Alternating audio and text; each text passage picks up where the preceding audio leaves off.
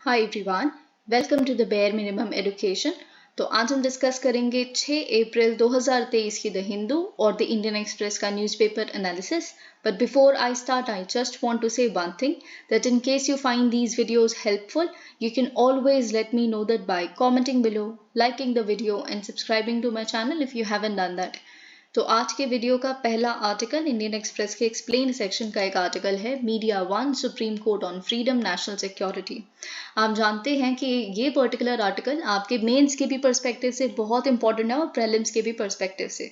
और जैसे ही मीडिया वन का case time to time newspapers में कवर होता रहा है, हमने भी साइड बाय साइड कवर किया है। पहले केरला हाई कोर्ट, फिर उसके बाद सुप्रीम कोर्ट में गया और जो भी चीज़ें हुई हैं we have covered everything up. और साथ ही में अब देखिए आपके मेंस के पर्सपेक्टिव से press freedom, media, journalism, fourth pillar of democracy और ये सारी चीज़ें जो हैं बहुत ही इंपॉर्टेंट टॉपिक हैं इस बार के आपके मेंस के पर्सपेक्टिव से। या फिर freedom of press with respect to article 19 और freedom of speech and expression, chilling effect on freedom of press, ये सारे जो क्वेश्चंस हैं ये आप इस पे एक अच्छा मटेरियल प्रिपेयर करके जाइए। और साथ ही में ये एक हिंट है हमारे लिए, क्योंकि बहुत रिसेंटली हमारे chief justice of India D.Y.. Chandrachud ने एक स्पीच डिलीवर की थी जो इंडियन एक्सप्रेस के एडिटोरियल सेक्शन में भी आई थी। और उसमें हम उसे कवर तो नहीं कर पाए थे, पर हमने वो स्पीच के एक्सर्प्ट्स देखे थे। वो एडिटोरियल से नहीं कवर किया था, पर हमने ये देखा था कि उसका ब्रॉड हेडलाइंस क्या थी, समरी देखी थी। ओके, तो उसमें भी हमने देखा था कि कैसे D.Y.. Chandrachud, justice D.Y.. Chandrachud ने ये चीज़ कही थी कि जो प्रेस है उनके ऊपर एक बहुत बड़ी रिस्पॉन्सिबिलिटी होती है that they have to speak truth to the power. वो एस्टैब्लिशमेंट से हमेशा क्वेश्चन ही पूछना चाहिए, उनको हमेशा उनको उसी पोजीशन में रहना है। ओके, तो इस तरह से उन्होंने काफ़ी सारी बातें उस स्पीच में कही थी, जिससे हमें पता चलता है प्रेस फ्रीडम है ना, freedom of the press, fourth pillar of democracy, जो सारी बातें उसमें उस पर्टिकुलर आर्टिकल में आई थी वो हमारे लिए इंपॉर्टेंट क्वेश्चंस बन जाते हैं मेंस के पर्सपेक्टिव से। ओके, इसीलिए और साथ ही में देखिए जो भी मेंस में क्वेश्चन आएगा या प्रीलिम्स में क्वेश्चन आएगा उसका डेफिनेटली जो कॉन्टेक्स्ट है वो ये पर्टिकुलर सुप्रीम कोर्ट जजमेंट हो सकती है। लेकिन अगर ना भी हो तो आप जानते हैं कि उस पर्टिकुलर आंसर में आप बहुत सारा मटेरियल, बहुत सारे जो एक्सर्प्ट्स हैं वो इस पर्टिकुलर सुप्रीम कोर्ट की जजमेंट से लेके अपने आंसर्स में मेंशन कर सकते हैं। ओके, और साथ ही में ये बहुत ही इंटरेस्टिंग केस है, क्योंकि आप खुद यहाँ पे देखेंगे तो आपको पता चल जाएगा सुप्रीम कोर्ट ने क्या यहाँ पे बोला है कि केंद्रीय सरकार का जो रिफ्यूजल था, केंद्रीय सरकार का refusal to renew the broadcast licence of a Malayalam channel media one. तो आपने जब उनको उनका लाइसेंस रिन्यू करके नहीं दिया तो आपने क्या किया, फ्रीडम ऑफ द प्रेस को रिस्ट्रिक्ट किया है।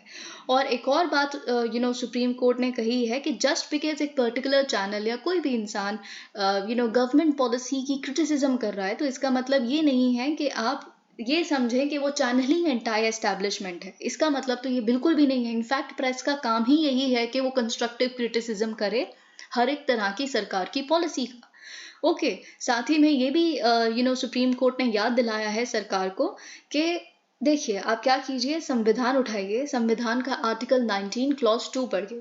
आर्टिकल 19 क्लॉज 2 आप जानते हैं रीजनेबल रिस्ट्रिक्शंस को मेंशन करता है जो freedom of speech and expression पे लगती हैं। तो सुप्रीम कोर्ट ने ये सवाल किया है केंद्रीय सरकार से कि क्या वहाँ पे आपको क्रिटिसिज्म ऑफ गवर्नमेंट पॉलिसी ये फ्रेज लिखा हुआ वह रीजनेबल रिस्ट्रिक्शन में कहीं दिख रहा है? नहीं दिख रहा ना। तो एग्जैक्टली वही आंसर हमारा भी है आपको। जब वहाँ पे रीजनेबल रिस्ट्रिक्शन नहीं दिख रहा आपको कि सरकार की पॉलिसी का कोई क्रिटिसिज्म चैनल कर रहा है या कोई भी कर रहा है, तो आप freedom of speech and expression पे एक चिलिंग इफेक्ट नहीं लेके आ सकते, because the constitution does not provide for this particular thing. Okay, ये चीज़ कही गई है। कोर्ट ने ऑफ कोर्स ये भी कहा है कि गवर्नमेंट क्या करती है, हर चीज़ में नेशनल सिक्योरिटी आर्ग्यूमेंट दे देती है। तो नेशनल सिक्योरिटी आर्ग्यूमेंट यहाँ पे किसी भी तरह से आपका डिनायल जो है लाइसेंस रिन्यू करने का, वहाँ दे नॉट फिटिंग टुगेदर, वो जा ही नहीं रहे एक साथ। ओके, और नेशनल सिक्योरिटी की जो आर्ग्यूमेंट है it can not be built in thin air, है ना, कि कुछ भी आपने उसके पीछे बैक करता हुआ एक मटेरियल एविडेंस है ही नहीं और आप नेशनल सिक्योरिटी आर्ग्यूमेंट दे रहे हैं। साथ ही में आप जानते हैं जो हमारे चीफ जस्टिस ऑफ इंडिया हैं डी.वाई. चंद्रचूड़, उन्होंने ये चीज बहुत बार मेंशन की है that I am personally apprehensive of the sealed cover procedure, कि आप कहते हैं कॉन्फिडेंशियल इन्फॉर्मेशन है, पब्लिक इंटरेस्ट ये मांगता है कि इसे ओपनली डिस्क्लोज ना किया जाए, किस बेसिस पे हमने पर्टिकुलर ऑर्गेनाइजेशन को बैन किया है, पर्टिकुलर मीडिया चैनल का लाइसेंस रद्द कर दिया है, या पर्टिकुलर इंसान को गिरफ्तार किया है, ऐसे बार बार आप सील्ड कवर में हमें इंफॉर्मेशन पकड़ा देते हैं। This is not a good thing at all. Okay, ये ट्रांसपेरेंसी के खिलाफ है, अकाउंटेबिलिटी के खिलाफ है। और हम ये देखिए, अगर सुप्रीम कोर्ट ट्रांसपेरेंट होती जा रही है धीरे धीरे, ऐसा भी कोई सवाल अगर आपके मेंस में आता है, तो ट्रांसपेरेंसी के एक बहुत बड़ा पॉइंट ये बनता है कि सील्ड कवर प्रोसीजर का डिसअप्रूवल जो हम सुप्रीम कोर्ट की तरफ से रिसेंटली देख रहे हैं। लेकिन सुप्रीम कोर्ट ने यहाँ पे कहा है कि ठीक है, कहीं केसेस एक्सट्रीम होते हैं, वहां पे पब्लिक इंटरेस्ट में आप कहीं इंफॉर्मेशन बाहर नहीं लेके आ सकते, तो उन केसेस में भी हम सील्ड कवर प्रोसीजर तो अलाउ नहीं करेंगे। एक और चीज है जो हम आपको सजेस्ट करते हैं आगे से, वो फॉलो की जा सकती है। हिस्ट्री क्या है केस की अगर हम देखें, ये जो चैनल है मीडिया वन, इसको क्लियरेंस मिलता है होम मिनिस्ट्री से फरवरी 7 2011 में। 2011 यूपीए 2 की सरकार है, लेकिन फिर उसके बाद सितंबर 30 2011 में ही information and broadcasting ministry, Madhyamam broadcasting limited MBL, जो कंपनी इस मीडिया वन चैनल को रन करती है, उसको परमिशन दे देती है कि आप 10 साल तक आगे ब्रॉडकास्टिंग कर सकते हैं। फिर आता है 2022 का समय, जनवरी 31 2022। अब 10 साल हो चुके हैं पूरे, बीच में कोविड आ गया, तो उसके बाद अब फाइनली आ गया है लाइसेंस रिन्यू करवाने का समय। तो INB मिनिस्ट्री जो है बीजेपी गवर्नमेंट की, उन्होंने अपना परमिशन को रिवोक कर दिया है। अब क्यों रिवोक किया है INB मिनिस्ट्री ने? क्योंकि उन्होंने कहा है होम मिनिस्ट्री ने हमें फ्रेश सिक्योरिटी क्लियरेंस देने से मना कर दिया है, रिफ्यूज कर दिया है। अगर हम सुप्रीम कोर्ट जजमेंट देखें तो हमें पता चलेगा कि यहाँ पे होम मिनिस्ट्री ने बोला है कि हमने फ्रेश सिक्योरिटी क्लियरेंस इसलिए नहीं दिया क्योंकि इस चैनल के प्रमोटर्स जो हैं उनके लिंक्स हैं किसके साथ? जमात-ई-इस्लामी हिंद के साथ। और फिर यहाँ पे हम देखते हैं कि केस क्या है, case before Kerala high court. तो केरला हाई कोर्ट के पास केस गया तो क्या हुआ था? Channel challenge the centres action before the Kerala high court. Of course उसके बाद जब आपने फ्रेश सिक्योरिटी क्लियरेंस नहीं दिया, फिर INB मिनिस्ट्री ने अपने परमिशन को रिवोक कर दिया, है ना, लाइसेंस रिन्यू नहीं हुआ, तो ऑफ कोर्स मीडिया वन के जो मीडिया वन का चैनल है वो न्यूज दिखाना बंद हो गया, उनके ऑपरेशंस बिल्कुल बंद हो गए, बैन हो गया। ठीक है, तो फिर ये चैनल जो है मीडिया वन चैनल, उसने चैलेंज किया सेंटर के इस एक्शन को केरला हाई कोर्ट में। ओके, लेकिन सेंटर ने क्या किया? सेंटर ने सबमिट किया during the hearing itself that its decision was based on grounds of national security. Okay, फरवरी 9 2022 की अगर हम बात करें तो एक single bench of high court ने अपहोल्ड किया किसको? बैन को। उन्होंने कहा बैन बिल्कुल सही है, नेशनल सिक्योरिटी का जो आर्ग्यूमेंट है वो बिल्कुल जायज है। फिर ऑफ कोर्स क्या हुआ? इसके खिलाफ अपील, क्योंकि सिंगल जज बेंच था केरला हाई कोर्ट का, इसके खिलाफ अपील दर्ज की गई एक डिवीजन बेंच के पास, हाई कोर्ट के ही। ओके, डिवीजन बेंच के पास मार्च 2 को ये केस गया, उन्होंने भी अपहोल्ड कर दिया सिंगल जज बेंच के इस ऑर्डर को। ओके, फिर हाई कोर्ट ने यहाँ पे रिलाई किस पे किया था इस पर्टिकुलर जजमेंट के दौरान? They relied on material that the home ministry submitted in a sealed cover. Okay, the division bench observed that the file submitted by the Home Ministry indicate that the Committee of Officers took note. Of course, यहाँ पे देखिए home ministry ने यहाँ पे क्या, उनको पता ऐसा चला था, इंटेलिजेंस एजेंसीज के इनपुट्स के माध्यम पे वो इस पर्टिकुलर कंक्लूजन पे डिराइव किए थे, लीड किए थे कि जो inputs हैं they are serious in nature and they fall under security rating parameters. The ministry accepted the advice of the committee of officers to not renew the channel's license. यानी कि home ministry ने भी अपना वो security clearance ना देने का जो निर्णय था वो एक कमिटी ऑफ ऑफिसर्स की रिकमेंडेशन पे लिया था, जिन्होंने ये कहा था कि इनको अगर दोबारा से अपना चैनल का लाइसेंस रिन्यू कर दिया गया तो it would have serious implication, security implications and all of that. Okay, तो ये सब कुछ सील्ड कवर में अगर हम एक ओवरव्यू देखें तो इस तरह का कोई मटेरियल सबमिट किया गया था। High court said that though the nature and gravity of the issue is not discernible from the files, there are clear indications that the security of the state and public order would be impacted. तो high court ने ये कहा कि security of the state और public order impact हो जाएगा अगर ये परमिशन ग्रांट कर दी गई। ओके अब देखिए यहाँ पे सिक्योरिटी ऑफ द स्टेट कैसे, क्योंकि ये जो चैनल है वो बहुत क्रिटिसाइज करता है सरकार की पॉलिसीज को, और सरकार की पॉलिसीज को अगर क्रिटिसाइज ही करते रहेंगे तो सिक्योरिटी ऑफ स्टेट के हैम्पर के साथ साथ पब्लिक ऑर्डर भी हैम्पर हो जाएगा। कैसे हो सकता है, क्योंकि आप जो आम जनता है, आम जनता का ट्रस्ट ही नहीं बिल्डअप होने दे रहे सरकार की किसी पॉलिसी में। तो ये कहीं ना कहीं हमें अभी कुछ पता नहीं है एग्जैक्टली क्या इनपुट्स दिए होंगे, we don't know as of yet, और हमें शायद पता चलेगा भी नहीं, पर हमें ब्रॉड चीजें पता है। Okay it said that while the state can not okay ordinarily, तो वही हाई कोर्ट ने भी कहा कि ऑर्डिनरली क्या है कि जो स्टेट गवर्नमेंट, जो स्टेट है यानी कि केंद्रीय सरकार या स्टेट गवर्नमेंट, कोई भी जो गवर्नमेंट है वो इंटरफेयर नहीं कर सकती फ्रीडम ऑफ प्रेस के साथ। ऑर्डिनरली यही होना चाहिए, लेकिन जो स्कोप है जुडिशियल रिव्यू का in matters involving national security it is limited. हम कुछ नहीं कर सकते जब सरकार ये कह देती है कि एक नेशनल सिक्योरिटी का मुद्दा है, क्योंकि नेशनल सिक्योरिटी का मुद्दा सरकार को ही पता है, सरकार के पास इंटेलिजेंस एजेंसीज हैं जो उन्हें इन्फॉर्म करती हैं सीरियस थ्रेट्स के बारे में, so they of course have the benefit of the doubt. Okay channels appeal, फिर ऑफ कोर्स क्या होता है, channel is not stopping, they would go to the supreme court. The promoters of the channel contended that they did not get a chance. अब यहाँ पे क्या हुआ कि हाई कोर्ट में क्या हुआ था, हाई कोर्ट में सब कुछ सील्ड कवर में जो जज थे उनको सबमिट कर दिया गया था होम मिनिस्ट्री द्वारा। तो देखिए जब सब एक ही तरफा डिसीजन हो गया ना ये, तो यही चैनल ने भी कहा, चैनल ने कहा कि देखिए हमें पता कैसे है कि किस बेसिस पे हाई कोर्ट ने भी अपहोल्ड कर दिया कि हम पे जो बैन लगा है वो सही है, क्योंकि ये तो अनफेयर है, ये तो प्रिंसिपल्स ऑफ नेचुरल जस्टिस के भी खिलाफ है, क्योंकि हमें तो खुद को डिफेंड करने का मौका ही नहीं मिला। हमें पता ही नहीं है कौन सी एलिगेशन जो सील्ड कवर में हम पे लगाई गई हैं, जिनको अगर बोला जाएगा तभी तो हम डिफेंड करेंगे ना, हमें we don't know anything. Okay तो ये चीज बेसिकली अब सुप्रीम कोर्ट के पास आती है।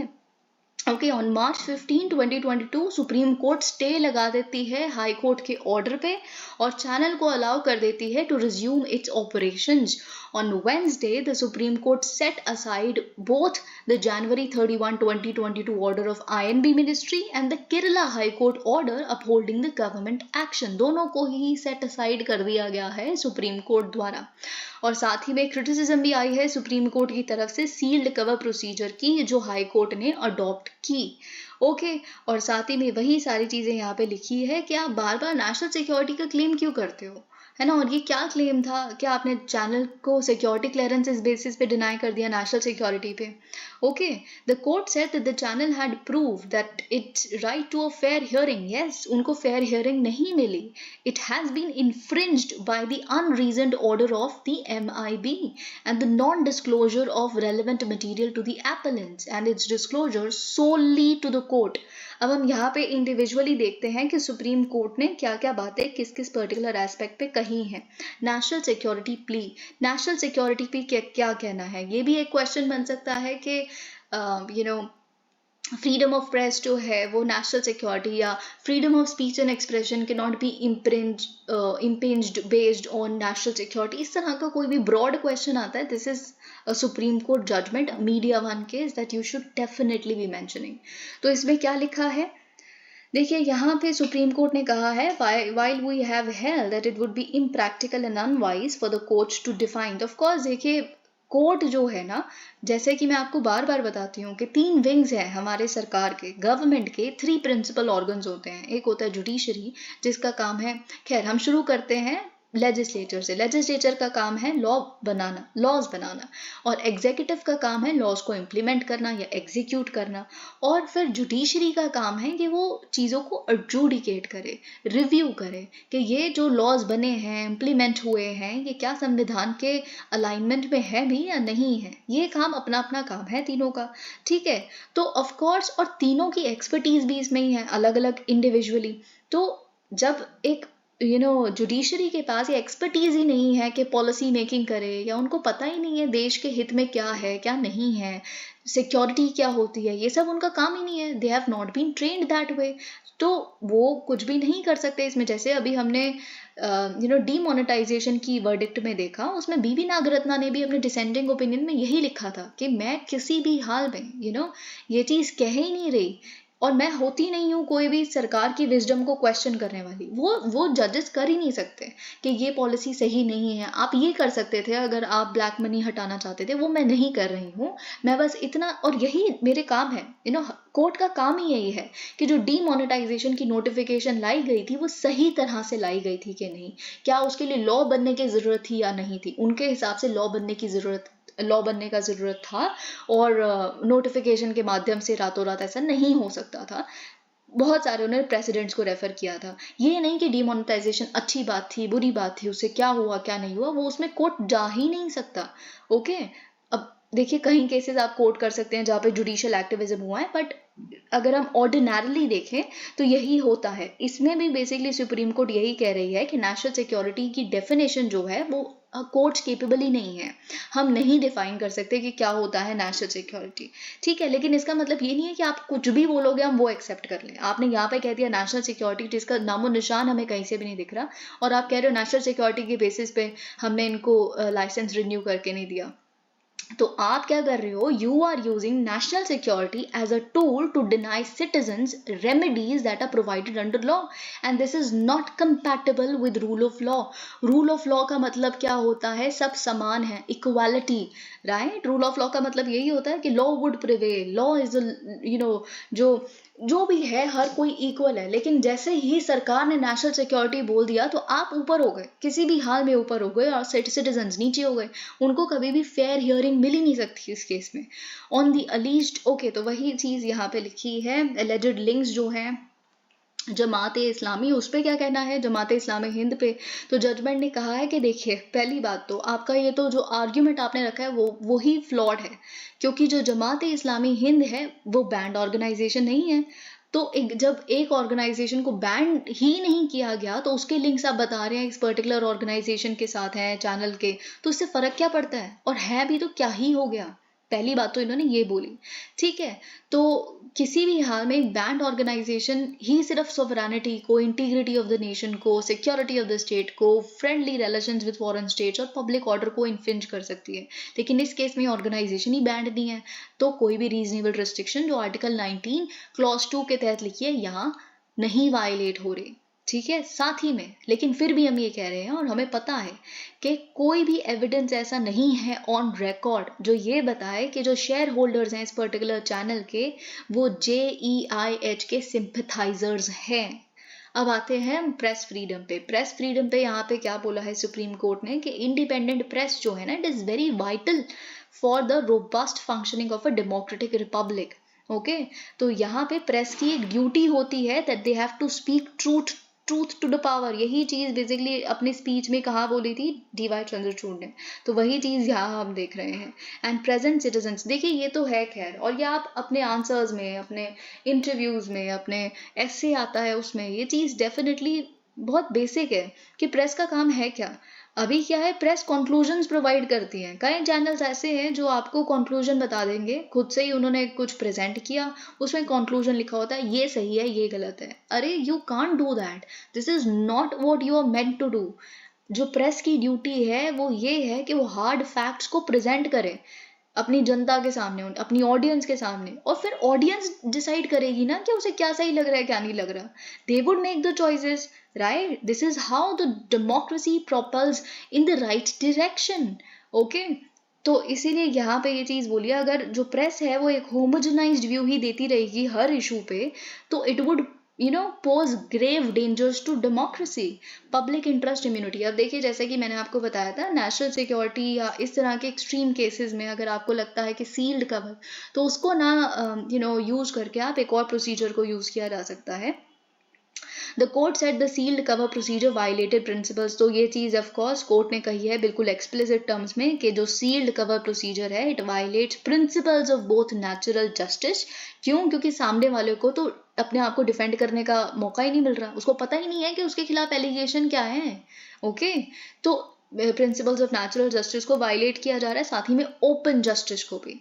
Okay, and device the procedure for public interest. तो और सुप्रीम कोर्ट ने कहा है कि हम डिवाइस कर रहे हैं पब्लिक इंटरेस्ट इम्यूनिटी क्लेम, एक प्रोसीजर है, आप इसको, या फिर और भी कोई लेस रिस्ट्रिक्टिव ऑल्टरनेटिव है तो हम उसे बेसिकली यूज कर सकते हैं। तो इट सेड द कोर्ट। अब देखिए यहाँ पे क्या होगा, पहली बात तो एमिकस क्यूराई क्या होता है, ठीक है। एमिकस क्यूराई इज आप जानते हैं एक फ्रेंड ऑफ द कोर्ट भी हम कहते हैं, क्योंकि ये ना जो शब्द हम काफ़ी न्यूज़पेपर्स में देख रहे हैं और ये इतना बड़ा रेलेवेंस यहाँ पे इस कोर्ट की जजमेंट की वजह से आ जाता है। तो आपके प्रेलिम्स में डेफिनेशन आ सकती है प्रेलिम्स में, ठीक है। तो ये कोई भी ऐसे इंडिविजुअल या ऑर्गेनाइजेशन जो लीगल केस की पार्टी नहीं है, not a party to a particular legal case, ठीक है। तो ये एक बहुत इसेंशियल एलिमेंट है इस डेफिनेशन का, याद रखिएगा, ठीक है। लेकिन उसे परमिट किया जा रहा है कोर्ट द्वारा कि वो कोई इंफॉर्मेशन या एक्सपर्टीज या इंसाइट दे अपना एक पर्टिकुलर इशू पे। यूजुअली क्या होता है, टेक्नोलॉजी रिलेटेड इशूज हैं, artificial intelligence related, history related, इस तरह के। अब कोर्ट्स को हर तरह, उन्होंने तो लॉ पढ़ा है ना, हर चीज़ तो कोर्ट के जो जजेस हैं वो पढ़ के नहीं आए हैं। तो इसीलिए एक्सपर्टीज जब चाहिए होती है तो they refer to AC, right. तो ये चीज़ आप याद रखिएगा। एक एलिमेंट है ये कि they are not a party to a legal case, और एक एलिमेंट ये भी है दैट कि उनको एक एसी को अपॉइंट करना है या नहीं करना है, ये decision lies completely with the court, यानी कि with in the discretion of the court. ऐसा कोई आपके कॉन्स्टिट्यूशन में नहीं लिखा कि कॉन्स्टिट्यूशन प्रोवाइड कि इस तरह के केसेस में एसी को अपॉइंट करना ही होता है, ऐसा कुछ भी नहीं है, ठीक है। तो ये चीज़ आपको पता होनी चाहिए। अब देखिए यहाँ पे इन्होंने प्रोसीजर क्या लिखा है। पहली बात तो आपको ये भी पता होना चाहिए कि ये जो पब्लिक इंटरेस्ट इम्यूनिटी क्लेम है, वैसे तो अगर आप ये सुप्रीम कोर्ट की जजमेंट पढ़ेंगे, जो एक ऑथेंटिक जजमेंट आई है, न्यूज़पेपर्स में लिखा है वो नहीं, ठीक है, तो आपको उसमें पता चलेगा कि इसके कनेक्शन में जजमेंट ने रेफरेंसेस किए यूके को, यूएस को, न्यूजीलैंड को, जो फॉरेन जुरिस्डिक्शंस में इस तरह की प्रैक्टिसेस चल रही हैं। जैसे यूएस में क्या टॉटन क्लेम होता है, खैर हम उसको रेफर नहीं करेंगे।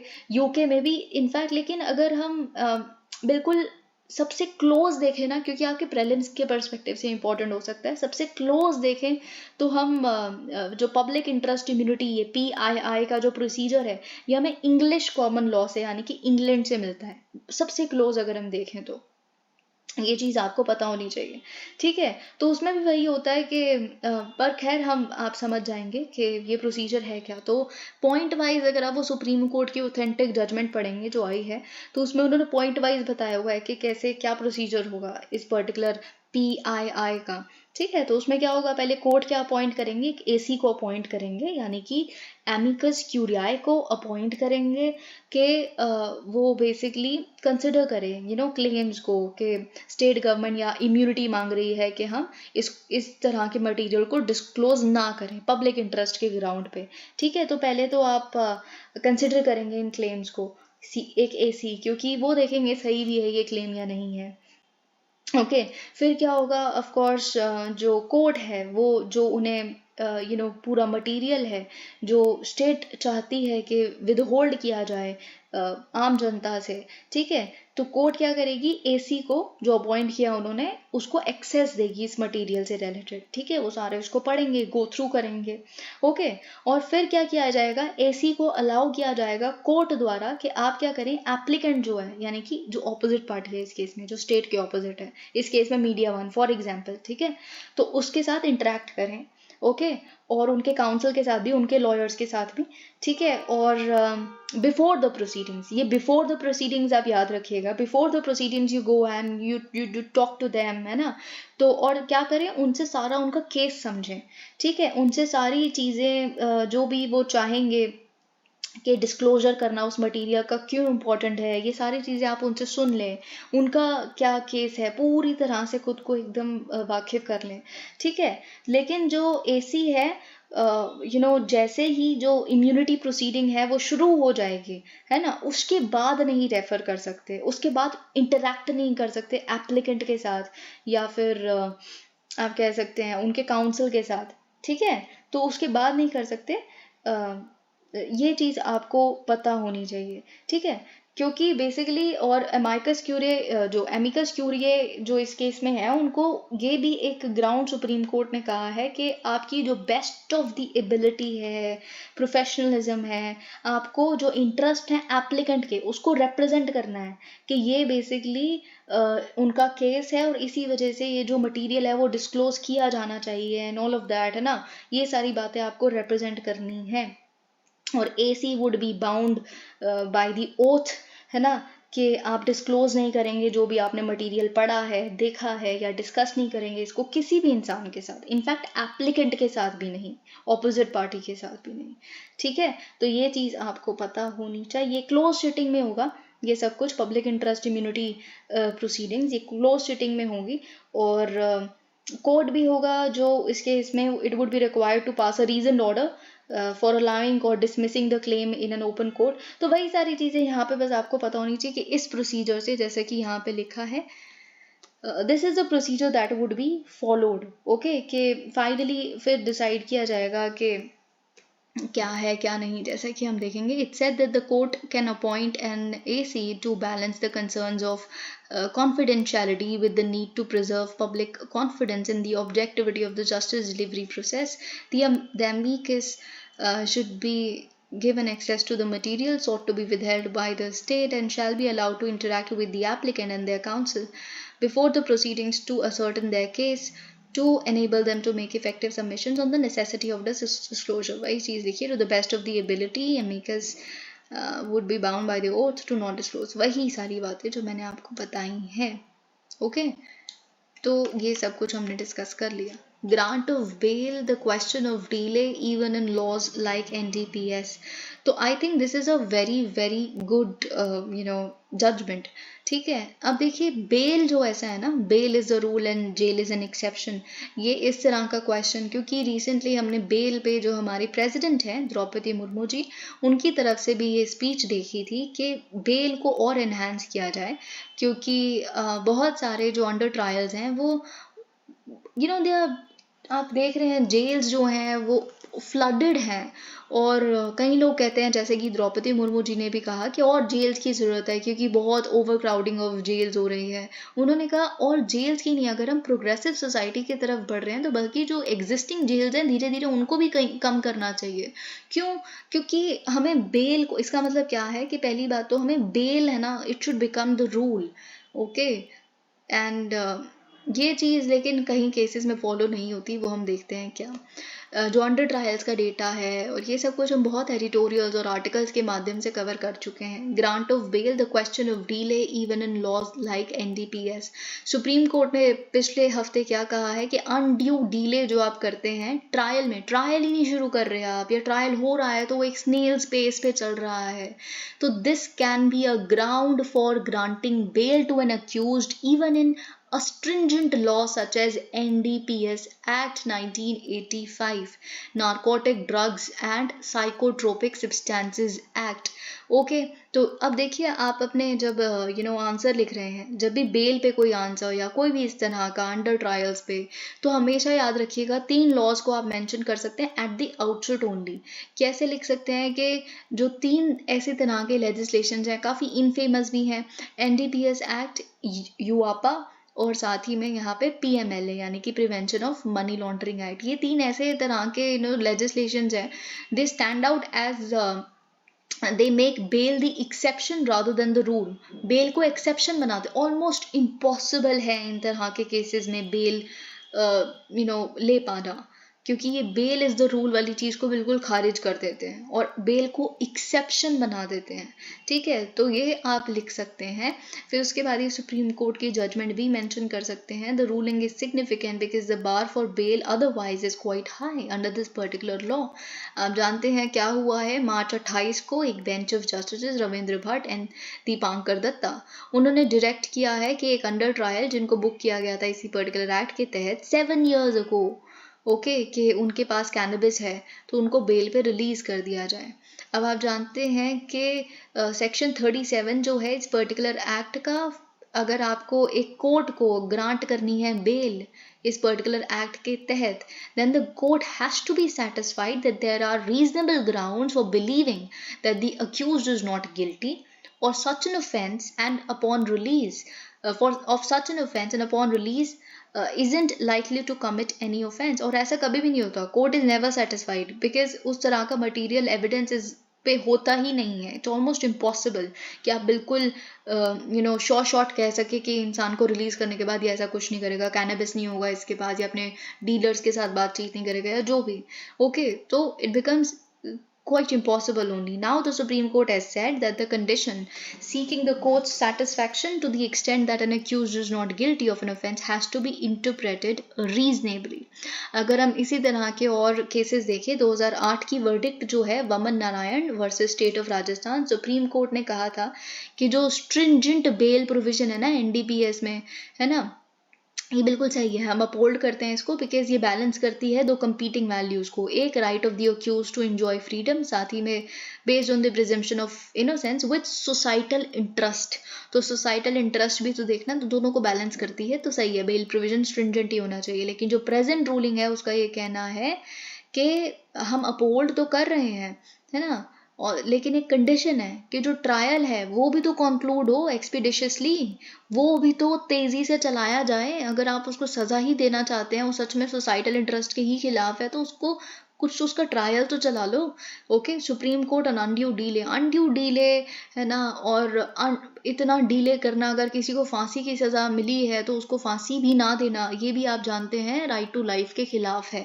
ये हम राजीव गांधी केस की बात कर रहे हैं, उनके असैसिन्स की केस की बात कर रहे हैं, जहाँ पे सुप्रीम कोर्ट ये कह चुकी है कि हर दिन आप मर रहा ना एक इंसान, आपने कह दिया कि उसको फांसी की सजा होनी है, लेकिन आप उसको दे नहीं रहे हो. वो रोज उठता है कि कहीं आज मेरे को मार देंगे. This is insane, this is inhumane, you can't do that. Okay, तो ये चीज ऐसा सुप्रीम कोर्ट ने एक जजमेंट में कहा हुआ है. आप पढ़ते हैं ये सारी चीजें अपने स्टैटिक में.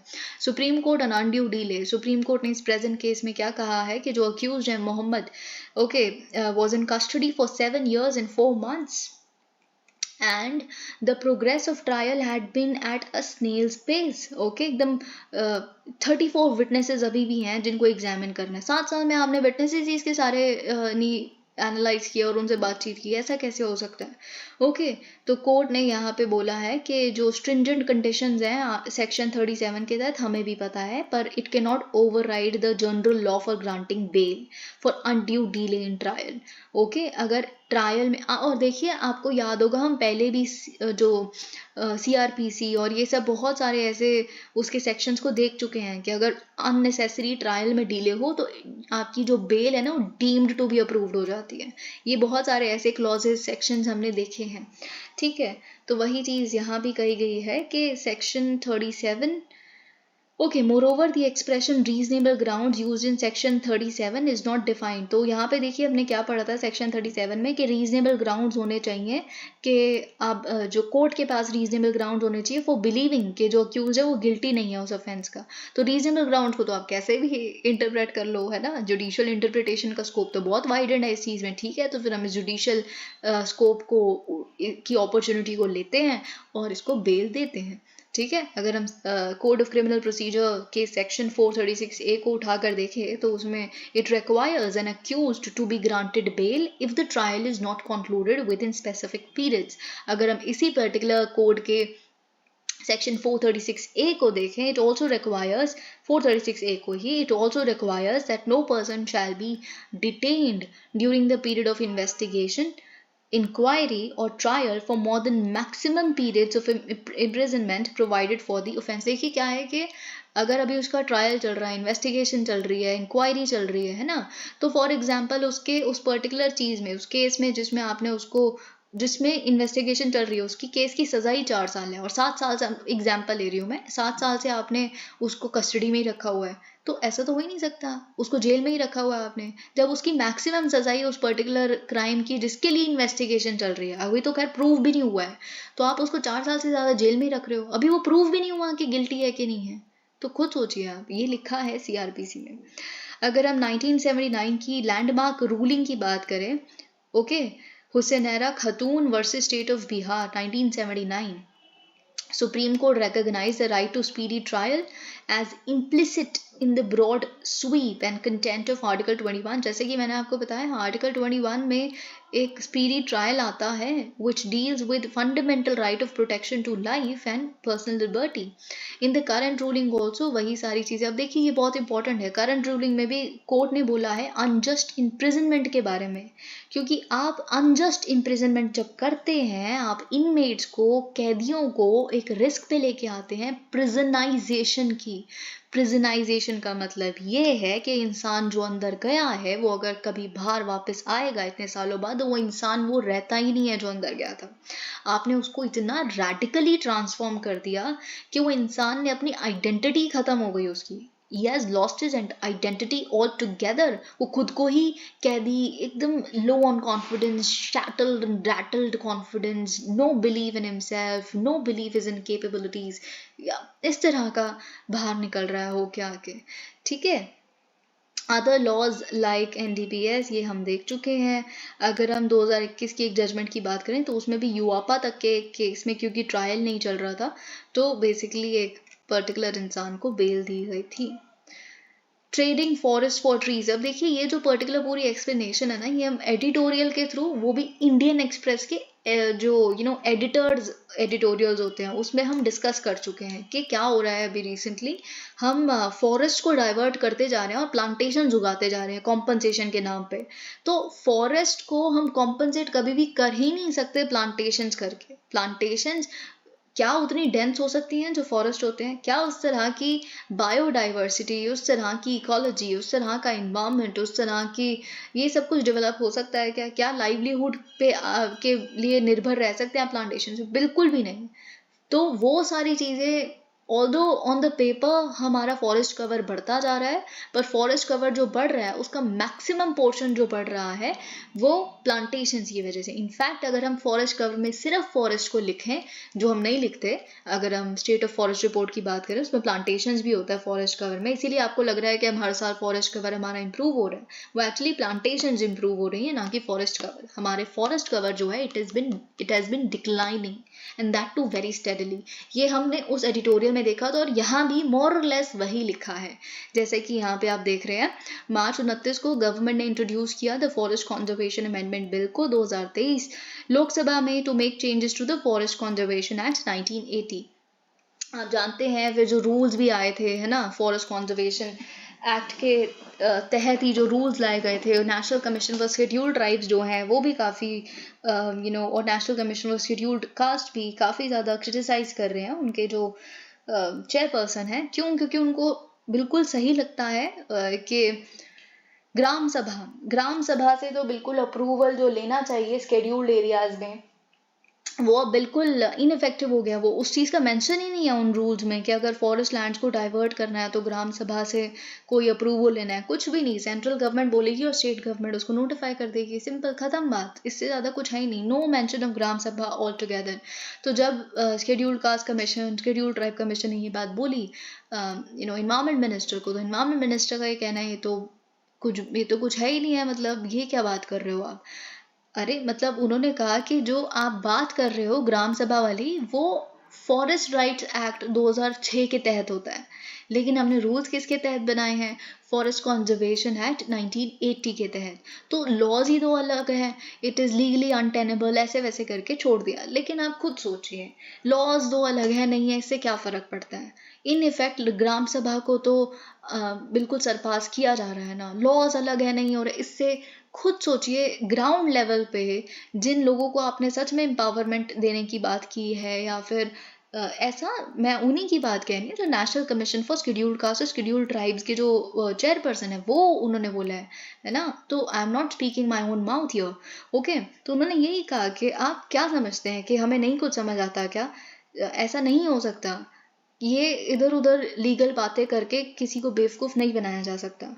ओके, तो ये चीज़, the predominant idea of the propose changes is to build forest carbon stock by. अब देखिए हमें क्या करना है कि हमने बोला हुआ है कि कार्बन सिंक हम बढ़ाएंगे, है ना. आप जानते हैं बिलियन स्टॉक्स, ये सब कुछ हमारी NDC में भी हमने मेंशन किया हुआ है.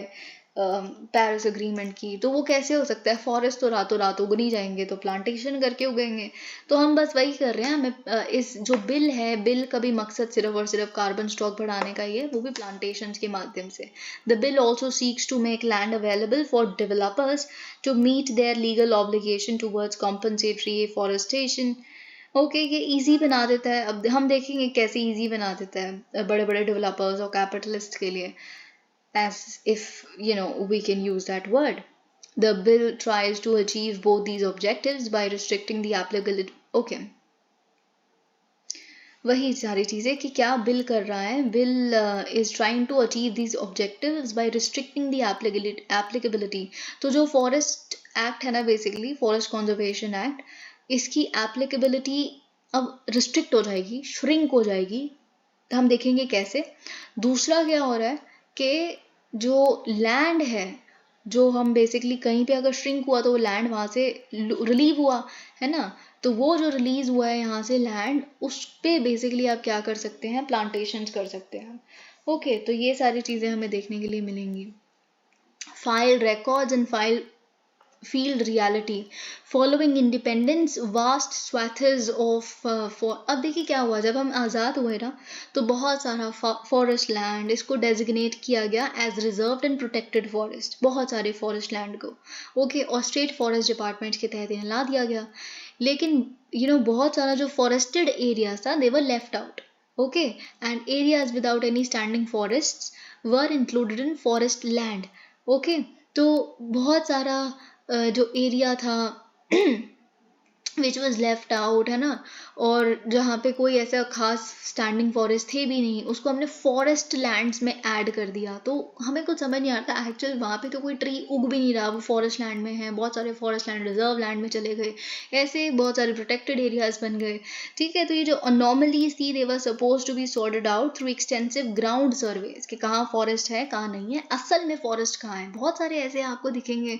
अब आई थिंक हमने उस एडिटोरियल में भी देखा था कि आरबीआई का जहाँ पे जो बना हुआ है ऑफिस दिल्ली में, या इधर उधर बहुत सारे ऐसे चिल्ड्रंस पार्क जहाँ बना हुआ है, ये ऐसे कुछ कुछ एरियाज हैं जो ऑन रिकॉर्ड अगर हम देखें तो फॉरेस्ट लैंड्स आते हैं, है ना। लेकिन ग्राउंड सर्वेज पे अगर हम इसको, इस अनोमली को ठीक कर सकते हैं, ये फॉरेस्ट लैंड नहीं है, लेकिन ऐसा कुछ हुआ ही नहीं कभी भी। और अगर ये फॉरेस्ट कंजर्वेशन एक्ट लाया गया है, वो इस तरह का, आप इतने साल बाद कोई एक एक्ट ला रहे हैं, तो वो may be ground surveys conduct करने के लिए लाया जा सकता था, पर ऐसा नहीं हुआ।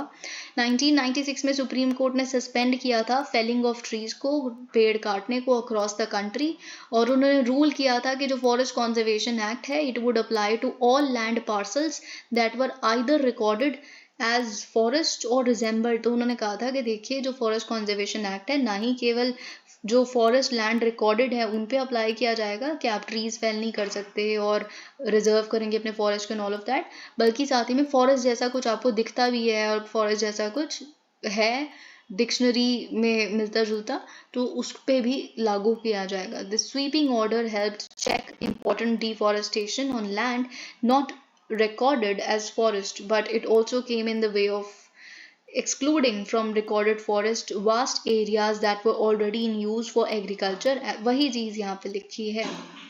अब ये जो अमेंडमेंट बिल आया है, instead of completing the demarcation process on ground, ये क्या करता है? It seeks to limit the applicability of FC act only to land recorded as forest.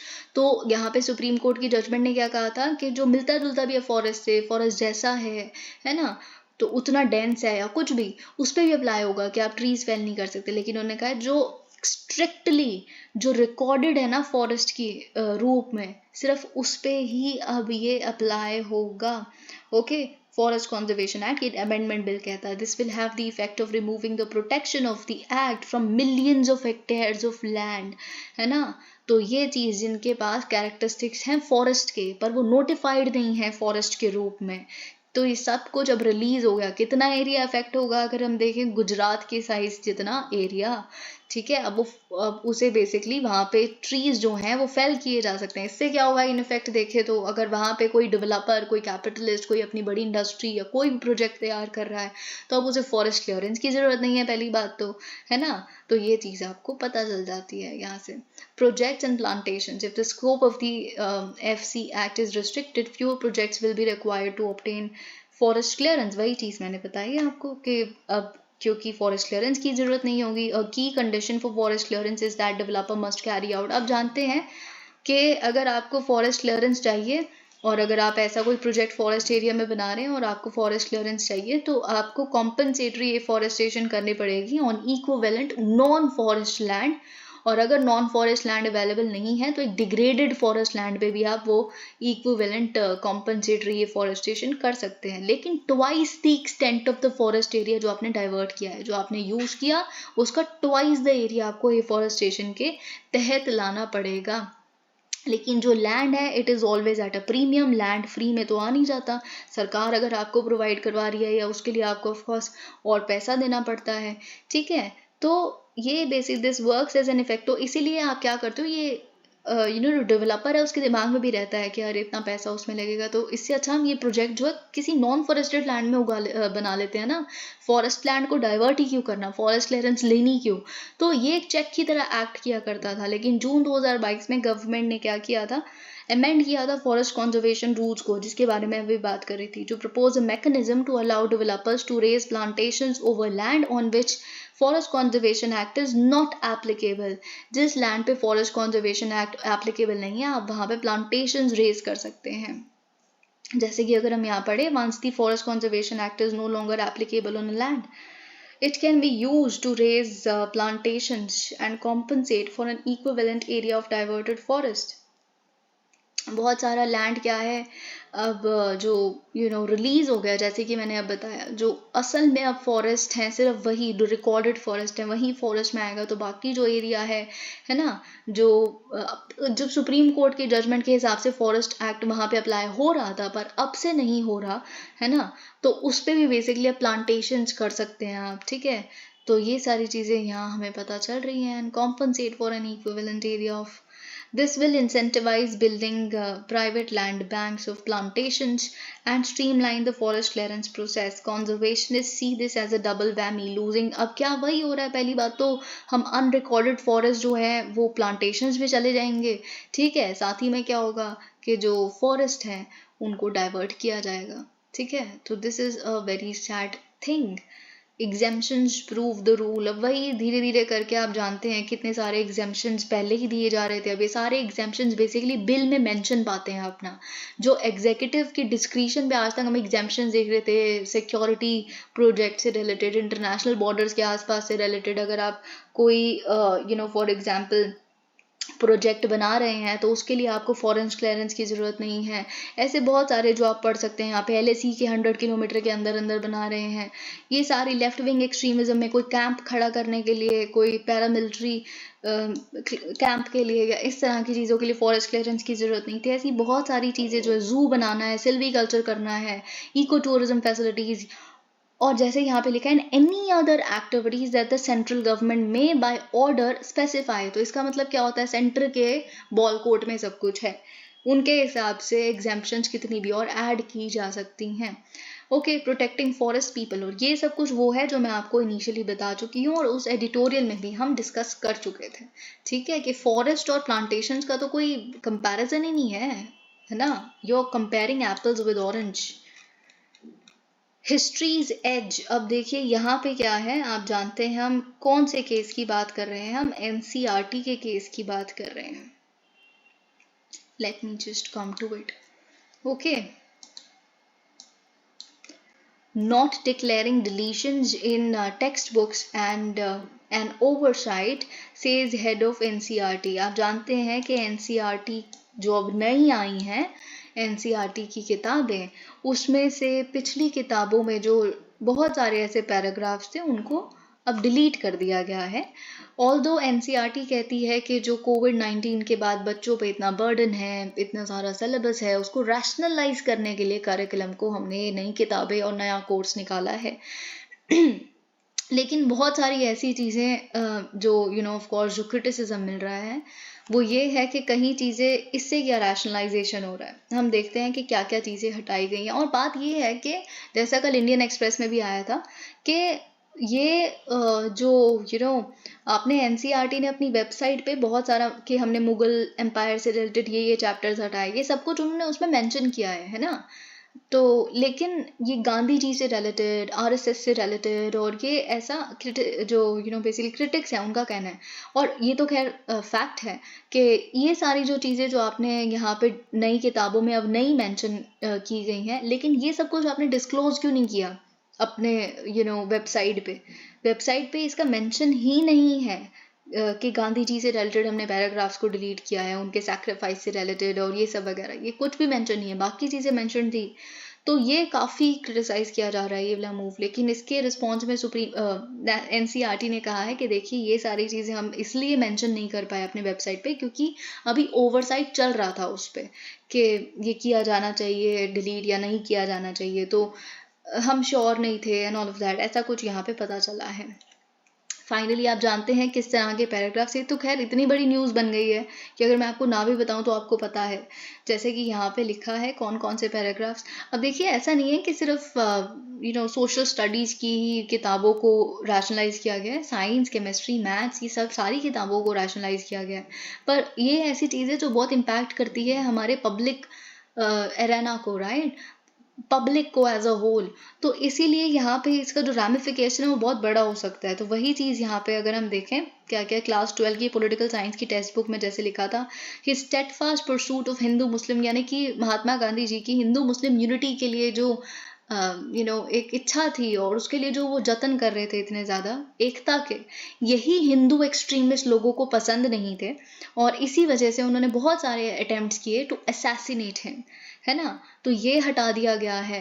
फिर यहाँ पे और भी एक और चीज़ उठाई गई है, गांधी जी डेथ। आप जानते हैं, ये तो आप पढ़ते भी हैं अपने पोस्ट इंडिपेंडेंस हिस्ट्री में मेंस में, कि Gandhi ji death had an almost magical effect on communal situation. Gandhi ji की मृत्यु के बाद हमने कम्युनल टेंशन नहीं देखी थी, तो उनका सैक्रिफाइस आप कह सकते हो, ये गांधी सैक्रिफाइस, ये पूरा चैप्टर है, ठीक है।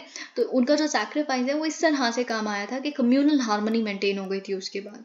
तो जब जवाहरलाल नेहरू, सरदार पटेल ने भी ये चीज़ कही थी अपने स्पीच में कि जो उन्होंने पूरी ज़िंदगी जिस चीज़ के लिए जी वो अहिंसा है, एटलीस्ट हम जब उनके जीते जी नहीं सीख पाए तो अब हम सीख सकते हैं, एंड वही चीज़ है। तो ये बहुत सारी ऐसी चीज़ें जो इसमें मेंशन थी वो हटा दी गई हैं। The government of India crack down on organisation, तो ये चीज़ यहाँ पे लिखी कि जब ये लिखी हुई है, आप पढ़ा ही होगा आपने कि गवर्नमेंट ऑफ इंडिया ने क्रैक डाउन किया था बहुत सारी ऑर्गेनाइजेशंस पे जो कम्युनल हेट्रेड स्प्रेड कर रही थी। जैसे आरएसएस को कुछ समय के लिए बैन भी किया गया था और सरदार पटेल जी ने किया था, ठीक है, क्योंकि होम मिनिस्ट्री उनके पास थी तो इसलिए। On comparing the new and old version of, वही सारी चीज़ें यहाँ पे लिखी हैं। अब देखिए साथ ही में गुजरात रायट्स जो हैं 2002, उससे रिलेटेड भी क्या है, कुछ 2-3 लाइनें सिर्फ अब रह गई हैं। पहले बहुत कम से कम 2 पेजेस का एक चैप्टर था गुजरात रायट से रिलेटेड, अब वो हटा दिया गया है। अब हम देखते हैं उसकी, देखिए क्या क्या था पहले। अगर हम देखें जो पहले और स्पीचेस वगैरह थी, जैसे अगर हम देखें यहाँ पे बहुत सारे बबल्स में लिखा हुआ था, can we ensure that those who plan execute and support such massacres are brought to the book और एट लीस्ट पनिश्ड पॉलिटिकली, कि उन लोगों को दोबारा पावर में ना लाया जाए जो इस तरह की चीज़ों को प्लान करते हैं या एग्जीक्यूट करते हैं, जो राइट्स हुए या सपोर्ट करते हैं। ये जो चीज़ें थी वो हटा दी गई हैं। ओके, अब देखिए वही क्रिटिसिज्म जो हो रहा है वो ऑपोजिशन ने यहाँ पे किया है, लेकिन अब हम देखते हैं यहाँ क्या लिखा है। Okay, in the academic year that has just commenced in most parts of the country, secondary and senior secondary school students have been introduced to a revised set of social science textbooks. Curriculum reform should be par for the course in history. अब वही सारी चीज़ें यहाँ लिखी है, these changes। अब देखिए क्या है, जब भी कोई चेंजेस आते हैं ना, और चेंजेस होने बहुत ज़रूरी भी हैं ऑफ कोर्स, इसमें कोई, अब आपसे इंटरव्यू में पूछा जाता है कि चेंज होना ही नहीं चाहिए, तो बहुत ही बेवकूफ़ियों वाली बात है। चेंज तो होना ही चाहिए। कितना डायनामिज्म है, किस गति से चीज़ें बदल रही हैं। आपको सच में ऐसा लगता है 5 साल पहले हमारे जो संसार था उसकी स्थिति ऐसी थी, बिल्कुल नहीं। 5 साल में कहाँ बदल गए हैं। YouTube, internet, Google, this that, chat, है ना। चैट जीपीटी का अगर और प्रोलिफरेशन हो गया तो आप खुद सोचिए क्या होगा अगले 2-3 सालों में। तो बहुत तेजी से दुनिया बदल रही है, तो ऑफ कोर्स उसका कोई मेंशन ही नहीं है, सोशल मीडिया को कोई मेंशन ही नहीं है किताबों में। तो वो तो किताबें ही व्यर्थ हो सकती हैं, व्यर्थ तो नहीं कहेंगे खैर, पर एक बहुत बड़ा एलिमेंट है ना, वो उसको रिफ्लेक्ट नहीं कर रही। ठीक है, तो इसीलिए बिल्कुल चेंजेस की जरूरत है, पर इस तरह के चेंजेस ऑथर कहते हैं वो गलत है। हम देखते हैं यहाँ क्या लिखा है, these changes should reflect new thinking and in the disciplines and also remove the blind spots and blinkers. History textbooks have for instance be too big empire centric. Yes, definitely so. इतना ज़्यादा हम बड़े बड़े जो empires हैं उन पर इतना हमने basically emphasis दिया हुआ है कि और जो new historiography के जो पैटर्न्स हैं उस पर हम ध्यान ही नहीं देते। जैसे नॉर्थ ईस्ट की जो हिस्ट्री है वो मेंशन नहीं पाती, तो देना चाहिए, बिल्कुल देना चाहिए। वैसे ही इंडस वैली सिविलाइजेशन में हमें कितना कुछ और मिल गया है अब, Rakhi Garhi side, this that, इससे इतना कुछ पता चल गया है, वो सब कुछ मेंशन ही नहीं है एनसीईआरटीज में, है ना। तो वैसे ही अगर हम यहाँ पे बात करें तो पॉलिटिकल साइंस की अगर हम बात करें तो कितने नई तरह के मोबिलाइजेशन के मेथड आ गए हैं। फॉर एग्जाम्पल सोशल मीडिया के माध्यम से ट्विटर एक एलिमेंट बन चुका है, बहुत सारी ऐसी चीज़ें। तो अगर आप इसे किताबों में नहीं अपडेट करेंगे तो वो गैप्स और डेफिसिट्स रहेंगे, लेकिन ये जो नया रैशनलाइजेशन हुआ है वो किसी भी इस तरह के गैप ये डेफिसिट को नहीं प्लग कर रहा। ओके, तो हम ऐसा कुछ भी नहीं होता हुआ देख रहे। इनफैक्ट हमने यहाँ पे कुछ और ही देखा है जो अभी हमने रिसेंटली यहाँ पे पढ़ लिया, सब कुछ उस आर्टिकल में डिस्कस कर लिया कि क्या क्या चेंजेस हमने देखे हैं। अभी जो ऑथर हैं वो ये कह रहे हैं कि देखिए ये बिल्कुल भी सही नहीं है इस तरह से, क्योंकि एडिक्वेट कंसल्टेशन ही नहीं हुई एक्सपर्ट्स के साथ। जो पॉलिटिकल साइंस के अगर चीज़ों को हटाया गया तो पॉलिटिकल साइंस के एक्सपर्ट्स के साथ डिस्कशन होनी चाहिए थी, कंसल्टेशन होनी चाहिए थी। हिस्ट्री के साथ, साइंस के साथ ऐसा कुछ भी नहीं हुआ। तो ये जब आप एनईपी लेके आए 2020 की, तो तब आपने इतनी वाइड रेंजिंग कंसल्टेशंस की, तो कहीं ना कहीं वो इनफेक्टिव हो गया सब कुछ। वो क्यों, यही सरकार थी ना जिन्होंने इतनी सारी कंसल्टेशंस की, तो इसमें क्यों नहीं किया गया, ये ऑथर सवाल पूछ रहे हैं। The NCERT has justified the deletions as, हम जानते हैं रैशनलाइजेशन, ये सारी चीज़ें यहाँ लिखी हैं। Okay, the Gujarat riots related erasures betray an anxiety to paper minorities पे जो injustice हो रहा है। Okay, the removal of sentences on communalism indicates, okay, अब आप देखिए वही चीज़ यहाँ पे कि जो पॉलिटिक्स ऑफ द डे को सूट कर रहा है, जो ruling party of the day को सूट किया उन्होंने, वो सारी चीज़ें वहाँ पे ऑथर का ये कहना है चेंज कर दी, अमेंड कर दी। ठीक है, और वही सारी बातें यहाँ पे लिखी है। कास्ट से रिलेटेड बहुत सारी चीज़ें निकाल दी उन्होंने। कहा देखिए एनईपी जब आया था ना, एनईपी की जो आइडियोलॉजी है वो एग्नोस्टिक है। ओके, तो आपने उस तरह का रूट लिया था, और एडुकेशन तो हमेशा एग्नोस्टिक ही होनी चाहिए, राइट। उसमें चीज़ें ऑब्जर्व, एनालिसिस का मतलब यही है कि जहाँ पे आप खुद को नहीं घुसाते उस पर्टिकुलर एनालिसिस में। एनालिसिस का मतलब आप ऊपर से देखते हैं, तो उसके लिए तो चीज़ें जो हार्ड एंड फास्ट हैं वो क्वेश्चंस पूछे जाने चाहिए और वो लिखे होने चाहिए आपके टेक्स्ट में। पर खैर यहाँ पे ऐसा ऑथर कहते हैं कि जो रिविजन्स हुई हैं सोशल साइंस टेक्स्ट बुक्स में, they do a disservice to the process it initiated. सरकार ने ही जो इनिशिएट किया प्रोसेस को, नेगोशिएशंस का, कंसल्टेशंस का एनईपी के दौरान, and it threatens to undo one of the most progressive aspects of its approach.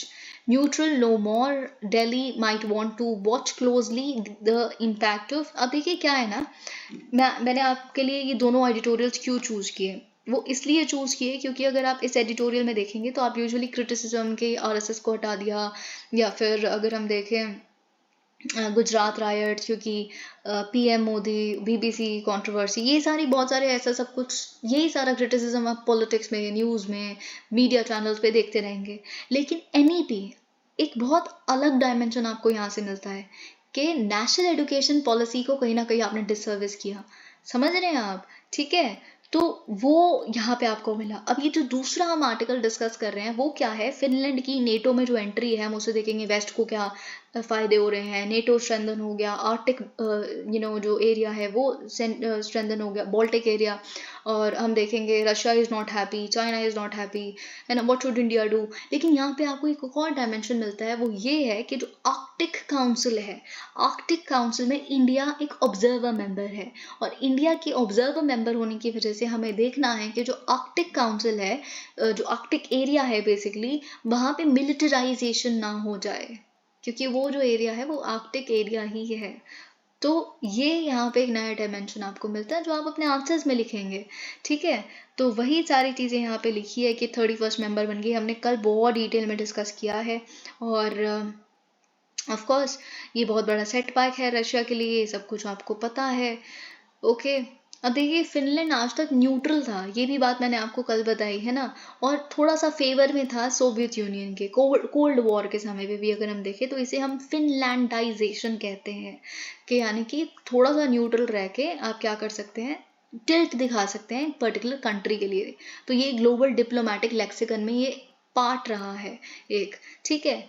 तो ये चीज़ यहाँ पे हम देख सकते हैं, Sweden has long been neutral and non aligned, okay, UN के भी नॉन अलाइंड, और हमारे मेजर पार्टनर रहा है फिनलैंड और स्वीडन हमारे इंडिया के लिए भी मल्टीलैटरल डिप्लोमेसी के रूप में। Most of the small European countries on the western frontiers of Moscow have long memories. अब देखिए वही चीज़ है, ये जो छोटी छोटी सी कंट्रीज है, सब कुछ बहुत डिटेल में आपको कल मैं बता चुकी हूँ। यहाँ पे इस एडिटोरियल को डिस्कस करने का मतलब सिर्फ इतना है कि दिल्ली क्या देखना चाहती है। ये लास्ट पैराग्राफ यही आपके लिए इंपॉर्टेंट है। We must closely watch the impact of Finland's NATO membership on the Arctic region. Finland has maintained a small but capable armed force that is well trained and resilient।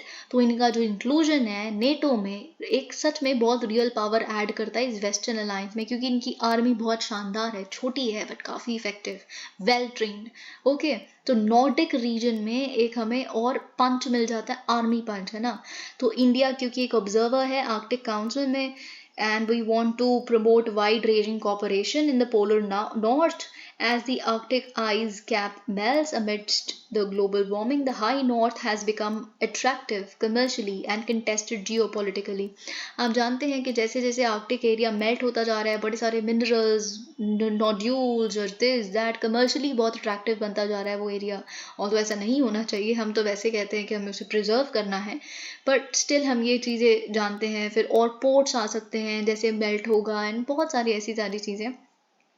As Finland and Sweden turn from neutrals to Western allies and China raises its profile in the Arctic in partnership with Russia, the militarization of high north appears inevitable। वही चीज़ है ना कि एक तरफ से हम इस तरह की कंट्रीज़ को भी नेटो में जाते देख रहे हैं, और चाइना वो अपनी आर्कटिक में प्रोफाइल को रेज कर रहा है, जो रशिया है रिसेंटली न्यूक्लियर सबमरीन्स पे सबमरीन्स बनाने की बातें कर रहा है। तो जो मिलिटराइजेशन है इस नॉर्दर्न एरिया का, इट इज़ इनएविटेबली होगा ही। That in turn might make global governance of the Arctic region increasingly problematic. तो आई थिंक आपको एक नया डायमेंशन यहाँ पे मिला होगा डेफिनेटली। ओके, अब देखिए यहाँ पे एक और आर्टिकल जो हमें देखना है वो क्या है। Okay, Supreme Court rejects opposition plea, no exclusive rules for politicians, same as rest। अब देखिए इस पर्टिकुलर केस का हमें बेसब्री से इंतज़ार था बहुत सारे लोगों को, पर जो हमें इंतज़ार था उससे बिल्कुल उल्टा हुआ है। और ऐसा नहीं है कि कुछ डिफीट ऑफ द ऑपोजिशन और ये ऐसा कुछ नहीं हुआ। अगर आप ये केस पढ़ेंगे तो आपको पता चलेगा। ऑल्दो फॉर पॉलिटिकल रीजंस आप इसको यूज़ तो डेफिनेटली करेंगे ही, कि तमाचा मार दिया ऑपोजिशन मेंबर्स के फेस पे एंड ऑल ऑफ दैट, की सारी चीज़ें तो हम देखते ही हैं।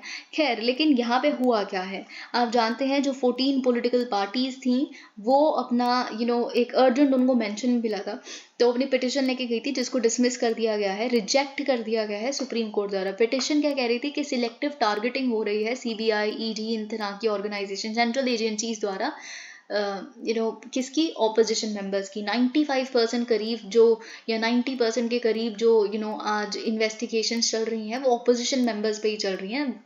उसी अगर हम देखें 2004 से 2014 का टाइम पीरियड उठा के देखेंगे तो ये अराउंड 50:50 का रेशो रहता था कि 50 ऑपोजिशन। मैं एक क्लीशे एग्जांपल ले रही हूँ, ठीक है। आधे आधे कुछ ऑपोजिशन कुछ रूलिंग पार्टी के भी इन्वेस्टिगेशन चल रही रहती थी। तो इसका मतलब सिलेक्टिव टारगेटिंग हो रही है ऑपोजिशन मेंबर्स की। तो अब देखिए सुप्रीम कोर्ट, तो आप बेसिकली मांग क्या थी इस पिटिशन की कि आप गाइडलाइंस ले डाउन कर दीजिए कि क्या कि अगर अरेस्ट ना हो जाए, ऐसी बिल्कुल आर्बिट्ररी अरेस्ट या कोई सज़ा ऐसे ना मिल जाए जब तक अरेस्ट नहीं कर सकते। अगर फॉर एग्जांपल जो क्राइम है वो 7 साल से ज़्यादा की सज़ा नहीं देता, ऐसी कोई गाइडलाइंस लेके आए ताकि आर्बिट्ररीनेस कम हो जाए इस प्रोसेस की, है ना। तो ऐसी मांग थी, लेकिन सुप्रीम कोर्ट ने ये कहा है कि देखिए आप 14 पॉलिटिकल पार्टी जैसे आ गए और हमें आपने जनरली बता दिया कि सिलेक्टिव टारगेटिंग हो रही है, वो हम सुप्रीम कोर्ट नहीं कर सकती। आप समझने की कोशिश कीजिए, जुडिशरी का एक प्रोसेस है। सुप्रीम कोर्ट क्या कर सकती है, अगर एक केस उनके पास आएगा तो उस केस के फैक्ट्स मेरिट्स के बेसिस पे एक केस को डिसाइड करते हैं। अभी क्या है, कितना जनरल है। आप फॉर एग्जांपल अगर हम देखें किसी एक सिलेक्टिव में आप कह रहे हैं कि सिलेक्टिव टारगेटिंग हो रही है किसी भी एक ऐसे पॉलिटिशियन के लिए, पॉलिटिशियन जिसकी सिलेक्टिव टारगेटिंग हुई है, आपको ऐसा लग रहा है, उस इंसान का आप केस लेके आइए हमारे पास, हम सब कुछ देखेंगे कि सच में सिलेक्टिव टारगेटिंग हुई है। हम ऐसे जनरल बेसिस पे नई गाइडलाइंस बना सकते हैं, मे बी तब हम गाइडलाइंस बनाएं।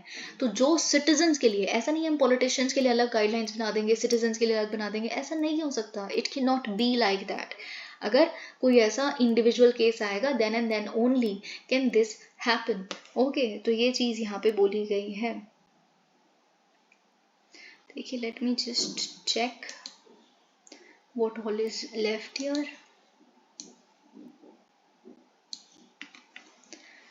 ओके, तो देखिए कॉग्नाइट, तो Pegasus related, Pegasus spyware, Israel, है ना, जर्नलिस्ट पे हमने देखा उनका ऑपोजिशन मेंबर्स, स्पाईवेयर, है ना, ये सब कुछ की क्रिटिसिज्म सब कुछ आपको पता है। लेकिन उसका एक राइवल आ गया कॉग्नाइट, ठीक है, कॉग्नाइट सॉफ्टवेयर लिमिटेड।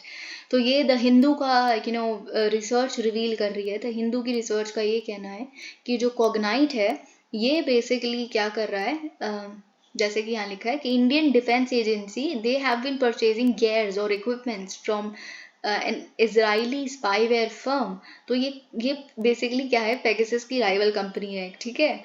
तो अब बेसिकली इनसे हम बहुत सारे ऐसे गेयर्स वगैरह ले रहे हैं, इक्विपमेंट्स ले रहे हैं, ठीक है, हमारी डिफेंस एजेंसी। और जो कॉग्नाइट है वो यूएस में एक लॉ सूट भी भुगत रही है, इनके खिलाफ एक्शन भी चल रहा है इस फर्म के खिलाफ, क्योंकि वही सरकारों को ये बेचते हैं ये अपनी सर्विसेज, लेकिन they have been regularly targeting journalists, descendants, critics of the authoritarian regimes, families of opposition and human rights activists around the world, है ना। ये सब कुछ यूएस लॉ के मुताबिक अगर हम देखें तो हमें पता चलता है। Okay, no, this is not important as such. अब देखिए ये बहुत important है, Dhankhar rejects Kharge's move against Goyal. यहाँ पे क्या है, अब देखिए यहाँ पे जो इशू है वो तो ऑफ कोर्स आपको पता ही है कि राहुल गांधी जी को डिफेम किया, उनके बारे में डिस्क्रिमिनेटरी बातें बोली एंड ऑल ऑफ दैट। ये सारी चीज़ों के लिए बेसिकली खड़गे जी यानी कि जो लीडर ऑफ ऑपोजिशन है वो क्या लेके आए, पॉइंट ऑफ ऑर्डर, जो आप यहाँ पे पढ़ सकते हैं, it is written here point of order. लेकिन उसको ऑफ कोर्स रिजेक्ट कर दिया गया है क्योंकि धनखड़ जो जगदीप धनखड़ जी हैं, जो हमारे वाइस प्रेसिडेंट है, उनका ये कहना है कि जी नहीं, मिस्टर गोयल ने ऐसा कुछ भी नहीं किया एंड आई डिसमिस इट। वो फैक्चुअली प्रेमाइज्ड है, जो भी उन्होंने बातें राहुल गांधी जी के बारे में कही वो फैक्चुअली करेक्ट है, कुछ भी गलत नहीं है इसमें, ठीक है। तो लेकिन हमारे लिए इंपॉर्टेंट है पॉइंट ऑफ ऑर्डर का मतलब क्या है। पॉइंट ऑफ ऑर्डर आप जानते हैं एक मेंबर तब रेज कर सकता है जब जो प्रोसीडिंग्स हैं हाउस की, they do not follow normal rules of the procedure. Okay, तो ये चीज़ आप जानते हैं। और साथ ही में अगर आपके प्रेलिम्स के परस्पेक्टिव से आई थिंक बहुत इंपॉर्टेंट है, क्योंकि राहुल गांधी ये सब वगैरह बहुत कुछ चल रहा है, तो यही आपके पेपर में भी आ सकता है that a point of order should be actually raise जब आप जो हाउस है वो रूल्स के हिसाब से नहीं चल रहा, या फिर it pertains to the interpretation और enforcement of the rules of the house देखिए रूल्स के हिसाब से नहीं चल रहा, कॉन्स्टिट्यूशन के आर्टिकल्स के हिसाब से भी नहीं चल रहा, तो दोनों ही हो सकते हैं, ज़रूरी नहीं है कि रूल्स ऑफ द हाउस ही हो। तो लोकसभा और राज्यसभा दोनों में ही ये एक मेंबर द्वारा लाया जा सकता है, ये भी आपको पता होना चाहिए। लेकिन पॉइंट ऑफ ऑर्डर पे कोई डिस्कशन परमिटेड नहीं है, उस पर कोई डिस्कशन नहीं हो सकती। लेकिन जो चेयर पर्सन है वो डेफिनेटली मेंबर्स को सुन सकते हैं before making their decision, but ये सब कुछ नहीं हो सकता।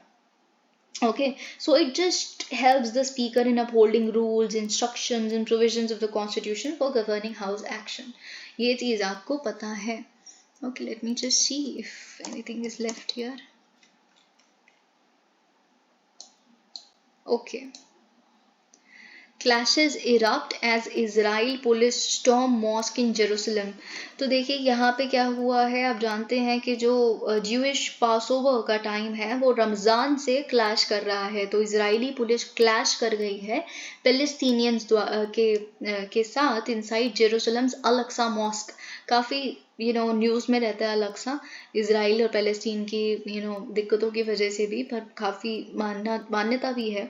Okay, sparking an exchange of rockets and airstrikes and flaring violence as a armed police is not is riot gear stormed, वही सारी चीज़ें यहाँ पे लिखी हैं, nothing much और कुछ भी यहाँ पे important नहीं है। Thank you so much, please like the video.